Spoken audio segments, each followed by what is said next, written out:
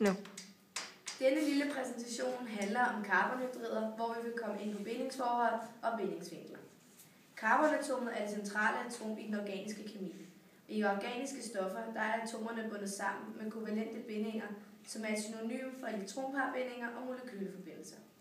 Molekyleformlen angiver kun molekylets sammensætning, eksempelvis C2H6, hvilket er etan. Man kan angive et molekyles opbygning med forskellige formler, såsom elektronprægformler og strukturformler, som viser atomets rækkefølge i molekylet. Og her har vi en elektronprægformel. Og grunden til, at der er sådan forskellige tegn, for eksempel firkanter, eller trekanter og runde på de forskellige, så vi kan se, at de låner elektroner fra hinanden. Så man kan ligesom lave det her rene, så man se.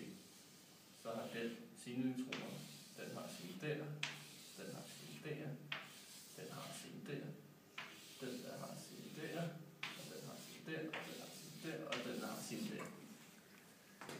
Og når man skriver strukturformlerne, så foretrækker man skrivemåden med en vandret kæde. Og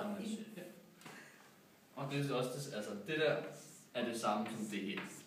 Ja, og i virkeligheden der er den her kæde puklet med bindingsvinkler på typisk 109 grader. Og bindingsvinklen er en vinkel mellem to atomer, og i vores tilfælde 2 H-atomer. Men strukturformerne det viser ikke molekylets rumlige opbygning.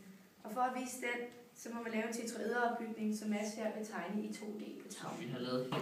Grunden til, at man laver en trekant der, og så en stiplet, så kan man se, at den her, den går ligesom sådan ud af, og den går sådan bag i.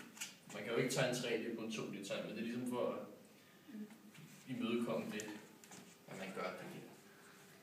Ja, og nu vil jeg vise en 3D i tetraederopbygning omkring et carbonatom i et etanmolekyle. Vi ser her, at H-atomerne de sidder over for hinanden, hvilket de kan gøre, så det er forkert. Derfor skal det være sådan her. Vi vender den lige her, så man kan se, at H-atomerne de ikke sidder over for hinanden. Og ved stuetemperatur, der vil mange af de her molekylesammenstød være voldsomme nok til at fremtvinge en drejning omkring CC-bindingen, så molekylet passerer gennem den ustabile tilstand. Der er nemlig fri drejlighed omkring en enkeltbinding. Det gælder generelt, at der er tetraederopbygninger omkring et carbonatom, der danner 4 enkeltbindinger.